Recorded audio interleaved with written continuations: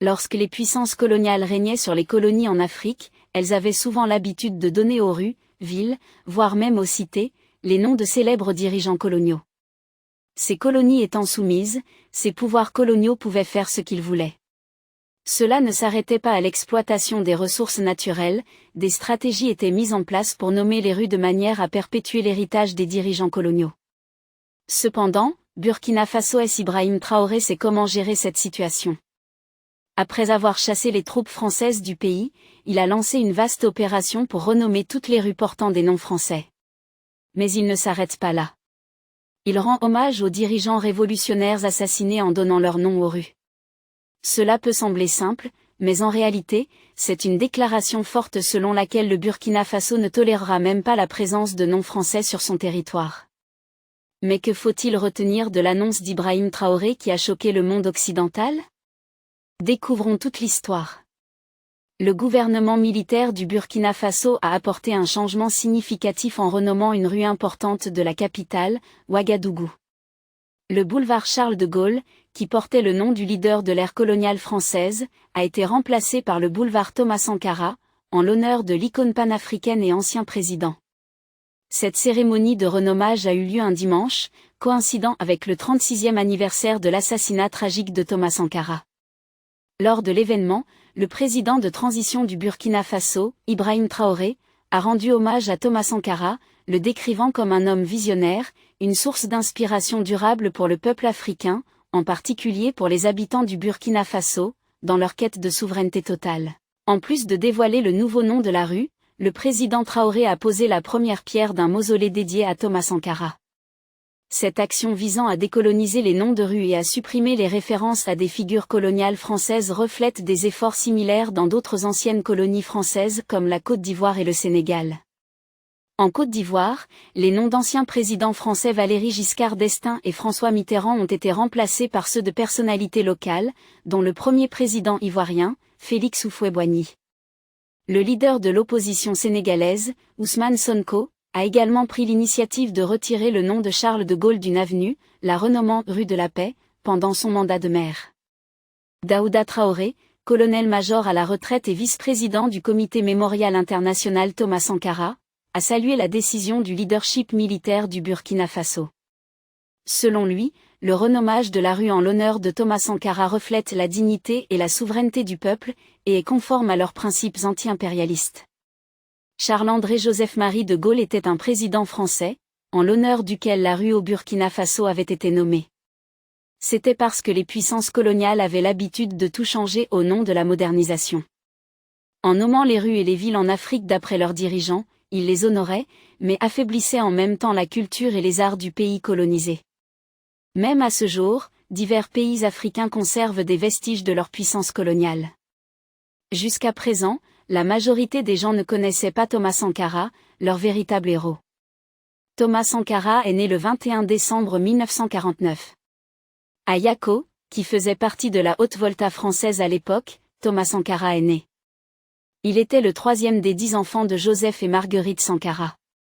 Son père, Joseph Sankara, travaillait comme gendarme et avait des origines Mossi-Fulani mixtes. Sa mère, Marguerite Kinda, était d'ascendance Mossi directe. Dans ses premières années, la famille vivait à Gawa, une ville de la région humide du sud-ouest, où son père servait en tant que gendarme auxiliaire. Leur famille bénéficiait d'un statut relativement privilégié car son père était l'un des rares fonctionnaires africains employés par l'État colonial. Il résidait dans une maison en briques sur une colline surplombant Gawa, aux côtés d'autres familles de gendarmes. L'éducation primaire de Sankara s'est déroulée à Bobo-Dioulasso, où il était un élève dévoué, excellent dans des matières comme les mathématiques et le français. Il fréquentait fréquemment l'église, et son enthousiasme pour l'apprentissage laissait une forte impression. Certains prêtres encouragèrent Thomas à envisager d'entrer au séminaire après avoir terminé l'école primaire. Bien qu'il ait initialement accepté, il décida plus tard de passer l'examen d'entrée en 6e année du système éducatif laïque, qu'il réussit avec succès. Cette décision marqua un tournant significatif dans son éducation. Il poursuivit ses études au lycée le plus proche, Wesson Koulibaly, nommé d'après un nationaliste pré-indépendance, situé à Bobo-Dioulasso, le centre commercial du pays. Au lycée, Sankara forma des amitiés étroites, notamment avec Fidèle II, qu'il nomma plus tard ministre dans son gouvernement, et Souman Touré, qui était dans une classe plus avancée. Cette exposition à une perspective révolutionnaire en dehors des salles de classe a marqué la première rencontre systématique de Sankara avec de telles idées concernant la haute volta et le monde. Parallèlement à ses études académiques et à ses intérêts politiques parascolaires, Sankara poursuivait passionnément la musique et jouait de la guitare. En 1970, à l'âge de 20 ans, Sankara poursuit ses études militaires à l'Académie militaire d'Ansarab à Madagascar, où il obtient son diplôme en tant qu'officier subalterne en 1973. Le programme de l'Académie d'Ansarab allait au-delà des matières militaires conventionnelles, permettant à Sankara d'étudier l'agriculture, l'amélioration des rendements agricoles et des stratégies pour améliorer la vie des agriculteurs. Ces thèmes deviendront plus tard au cœur de ses politiques et de son administration. Pendant cette période, il s'est plongé dans une lecture approfondie de l'histoire et de la stratégie militaire, acquérant les concepts et les outils analytiques qu'il appliquerait plus tard à sa réévaluation de l'histoire politique burkinabé. Il a été ensuite envoyé à Madagascar pour une formation d'officier à Antsirab, où il a eu l'occasion d'assister à des soulèvements populaires en 1971 et 1972 contre le gouvernement dirigé par Philibert Tsiranana. Pendant son séjour à Madagascar, Sankara a également étudié les œuvres de Karl Marx et de Vladimir Lénine, laissant une empreinte profonde et durable sur ses convictions politiques. À son retour en Haute-Volta, désormais Burkina Faso, en 1972, il a été impliqué dans un conflit frontalier entre la Haute-Volta et le Mali d'ici 1974. Bien qu'il ait été reconnu pour son rôle dans le conflit, il s'est plus tard éloigné de ce type de guerre, le considérant inutile et injuste, ce qui reflétait sa conscience politique en évolution. Pendant cette période, il est devenu une figure populaire à Ouagadougou, la capitale. En 1976, il a occupé le poste de commandant au centre d'entraînement des commandos de Pau. Au cours de cette période, en 1976, il a croisé la route de Blaise Compaoré alors qu'ils étaient tous deux au Maroc.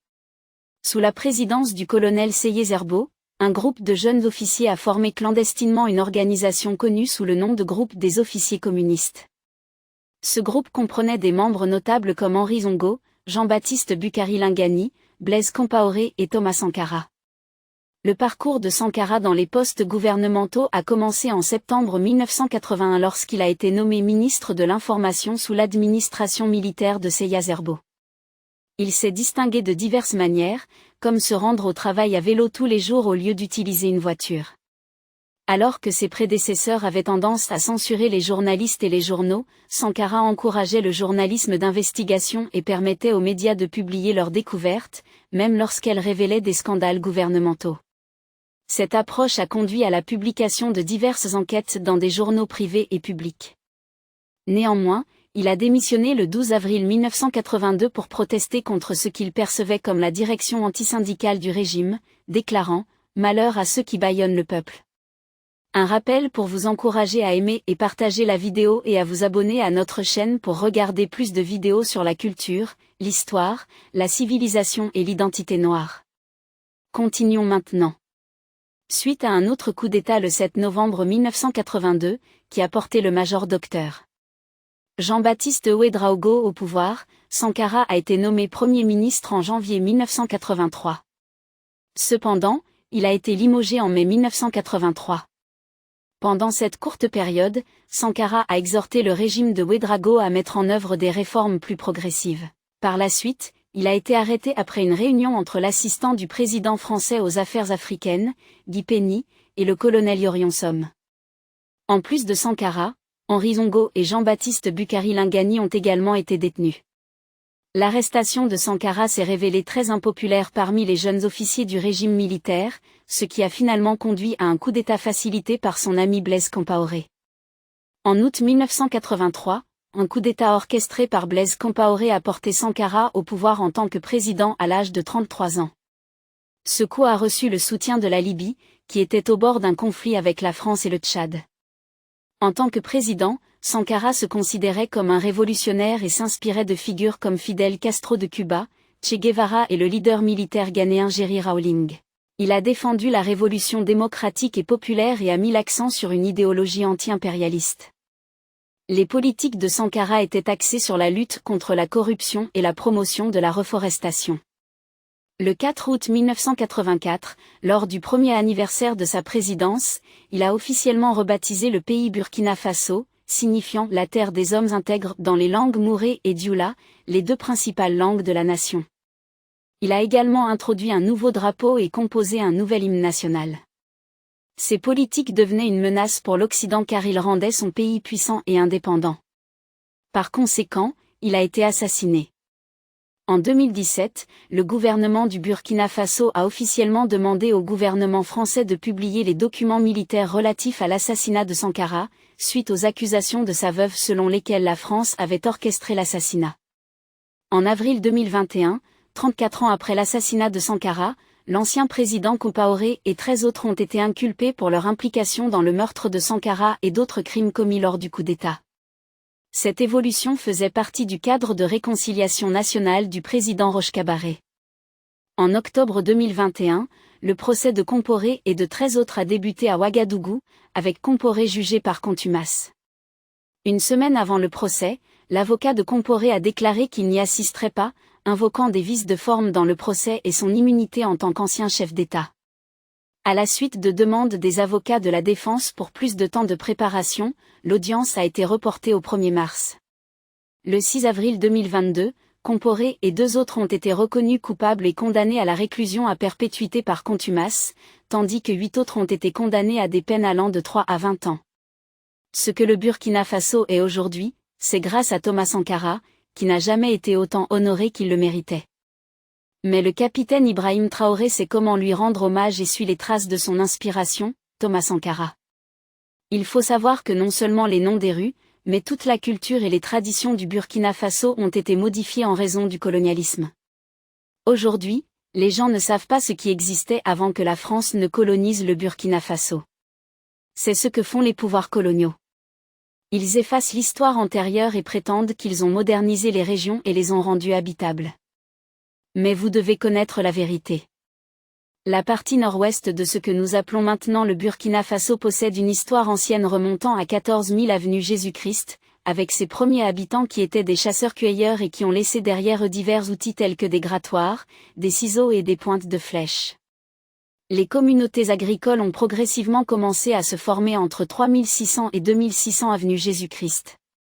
Pendant cette période, la culture de Bura, une civilisation de l'âge du fer, prospérait dans la partie sud-ouest de l'actuel Niger et dans la région sud-est de l'actuel Burkina Faso. Dès 1200 avenue Jésus-Christ, l'Afrique subsaharienne avait déjà établi une industrie du fer pour la fusion et la fabrication d'outils et d'armes. Les plus anciennes preuves de la fusion du fer au Burkina Faso, datant de 800 à 700 avenue Jésus-Christ, font maintenant partie du site du patrimoine mondial de la métallurgie antique de Faris. Du IIIe au XIIIe siècle de notre ère, la culture de l'âge du fer de Bour a prospéré dans la partie sud-est du Burkina Faso et le sud-ouest du Niger. Divers groupes ethniques, dont les Mossi, les Fula et les Dioula, sont arrivés en vague entre le 8e et le 15e siècle. Les Mossi, par exemple, ont fondé plusieurs royaumes distincts à partir du XIe siècle. Les chronologies précises de l'arrivée des divers groupes ethniques au Burkina Faso sont encore sujettes à débat. Par exemple, les Proto-Mossi se sont installés dans la partie orientale du pays entre le 8e et le 11e siècle, tandis que les Samo sont arrivés vers le 15e siècle.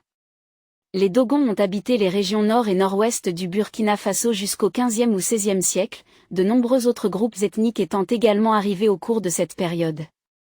Au Moyen Âge, les Mossi ont établi des royaumes distincts, dont Tankodogo, Yatanga, Zandoma et Ouagadougou. Ces guerriers Mossi ont mené un raid sur Tombouctou entre 1328 et 1338, mais ils ont finalement été défaits par Soniali de Somgaï lors de la bataille de Kobi au Mali en 1483. Au XVIe siècle, l'empire Somgaï a mené de nombreuses razzias d'esclaves dans ce qui est aujourd'hui le Burkina Faso. Au XVIIIe siècle, l'empire Guirico a émergé à Bobo-Dioulasso, et des groupes ethniques tels que les Dians, Lobi et Birfort se sont installés le long du Volta noir. Au début des années 1890, lors de la course à l'Afrique par les Européens, divers officiers militaires européens ont cherché à revendiquer des territoires dans ce qui est aujourd'hui le Burkina Faso.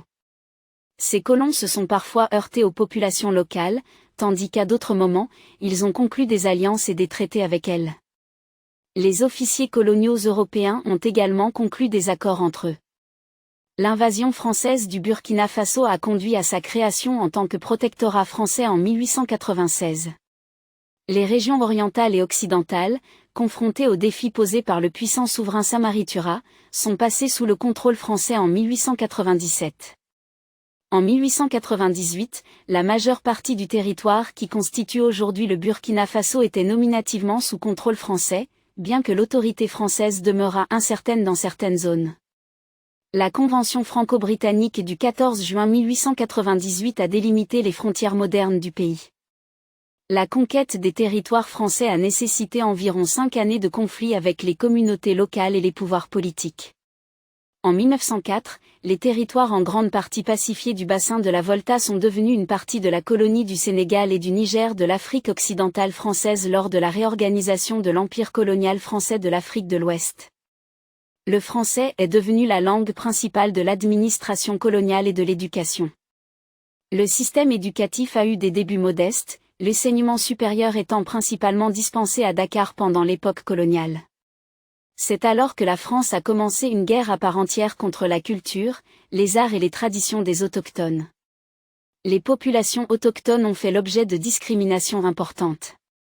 Par exemple, il était interdit aux enfants africains de faire du vélo ou de cueillir des fruits sur les arbres, des privilèges réservés aux enfants des colons, et enfreindre ces règles pouvait conduire à l'emprisonnement des parents. Les habitants du territoire, y compris les conscrits, ont joué un rôle dans la Première Guerre mondiale en tant que membres du bataillon de tirailleurs sénégalais.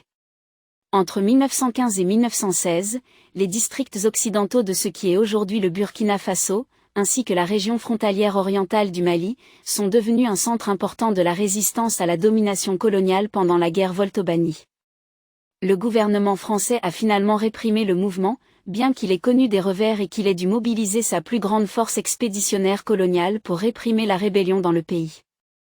Le nord sahélien a été le théâtre d'une opposition armée lorsque les Touaregs et des groupes alliés de la région de Dori ont mis fin à leur trêve avec le gouvernement. Plus tard, la Haute-Volta française a été créée le 1er mars 1919, principalement en raison des craintes d'une autre insurrection armée et de facteurs économiques. Pour renforcer son administration, le gouvernement colonial a séparé le territoire actuel du Burkina Faso de l'Upper Sénégal et Niger. Cette nouvelle colonie a été nommée Haut-Volta en raison de son emplacement le long des cours supérieurs des rivières Volta noire, rouge et blanche. François-Charles Alexis-Édouard Esligne a été son premier gouverneur et a initié un programme ambitieux pour améliorer les infrastructures en construisant des routes. De plus, il a encouragé la culture du coton pour l'exportation. Cependant, l'approche coercitive de la culture du coton a échoué, entraînant des revenus stagnants dans la colonie. Le 5 septembre 1932, la colonie a été dissoute et ses territoires ont été répartis entre les colonies françaises de la Côte d'Ivoire, du Soudan français et du Niger. La Côte d'Ivoire a reçu la part la plus importante, y compris la plupart de la population et les villes de Ouagadougou et de Bobo-Dioulasso. En réponse à la forte agitation anticoloniale à la fin de la Seconde Guerre mondiale, la France a inversé sa décision. Le 4 septembre 1947, la Haute-Volta a été rétablie avec ses frontières précédentes en tant que partie de l'Union française. Les Français ont désigné leurs colonies comme des départements de la France métropolitaine sur le continent européen. Le 11 décembre 1958, la colonie a obtenu l'autonomie en tant que République de Haute-Volta et est devenue partie de la communauté franco-africaine. Une réorganisation des territoires d'outre-mer français a commencé avec la loi-cadre du 23 juillet 1956. Par la suite, le Parlement français a approuvé des mesures au début de 1957 pour accorder un degré élevé d'autonomie aux territoires individuels. Le 11 décembre 1958, la Haute-Volta est devenue une république autonome au sein de la communauté française. Elle a obtenu son indépendance totale de la France en 1960. À ce moment-là, les colons français avaient littéralement tout changé, de la culture, de la langue, des arts, de l'histoire et de l'éthique. Un héritage durable du colonialisme est l'introduction des langues européennes. Au Burkina Faso, pendant l'époque de la domination coloniale française, le français est devenu la langue officielle. Il a remplacé de nombreuses langues autochtones dans l'éducation et l'administration, ce qui a eu un impact significatif sur la culture et la communication du pays, y compris l'éducation, les médias et la gouvernance. Les puissances coloniales ont également fréquemment introduit le christianisme dans les régions qu'elles gouvernaient. Au Burkina Faso, les missionnaires ont joué un rôle clé dans la diffusion du christianisme, entraînant la conversion d'une partie de la population. Cela a laissé une empreinte durable sur la diversité religieuse et les pratiques du pays. De plus, le système éducatif colonial a promu les valeurs, l'histoire et la culture européenne, supprimant parfois les connaissances et les traditions autochtones. Le système éducatif du Burkina Faso a été modelé sur le modèle français, influençant à la fois le contenu et les méthodes d'enseignement. À ce jour, le modèle éducatif suivi au Burkina Faso est français, ce qui montre comment les colons paralysent et effacent ce qui existait avant eux. Cela est fait pour s'assurer que, une fois qu'ils partent, les pays colonisés suivent le même schéma qu'ils suivaient. Par conséquent, qu'ils soient restés colonisés ou non, le système efficacement mis en place dans ces pays garantit qu'ils ne peuvent jamais sortir du piège. Mais cela ne fonctionne pas au Burkina Faso, car son dirigeant militaire prête attention aux moindres détails. Pour garantir que les anciens colonisés ne puissent jamais envisager de se débarrasser des héritages coloniaux, l'ancien colonisateur a créé des problèmes internes.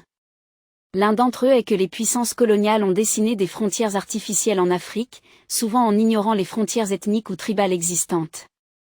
Ces frontières ont parfois conduit à des tensions et à des conflits entre différents groupes ethniques, continuant à affecter les dynamiques sociales et politiques. Les systèmes économiques introduits par les puissances coloniales, notamment l'agriculture de rente et l'exploitation minière, ont laissé une empreinte durable sur l'économie du Burkina Faso. Ces changements ont influencé l'utilisation des terres, les pratiques de travail et l'exploitation des ressources. Les formes d'art européennes, l'esthétique et les styles architecturaux ont influencé l'expression artistique au Burkina Faso.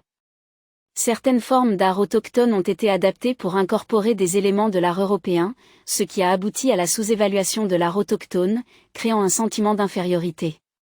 Mais les Européens connaissaient la véritable valeur de ces œuvres d'art qu'ils ont emportées avec eux.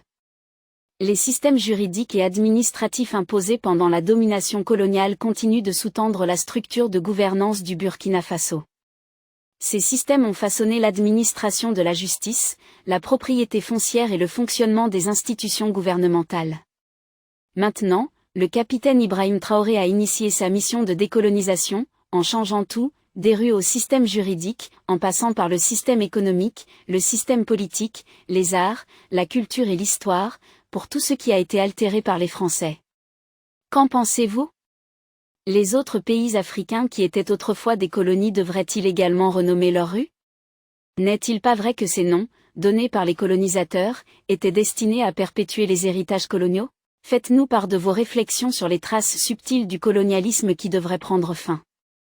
Si vous souhaitez regarder plus de vidéos comme celle-ci, abonnez-vous à notre chaîne et appuyez sur la cloche à côté. Nous avons décidé de proposer des vidéos sur un sujet dont personne ne parle, la culture noire, la civilisation, l'histoire et les preuves de la grandeur des Noirs. Merci de nous avoir regardés, et à la prochaine vidéo, restez connectés.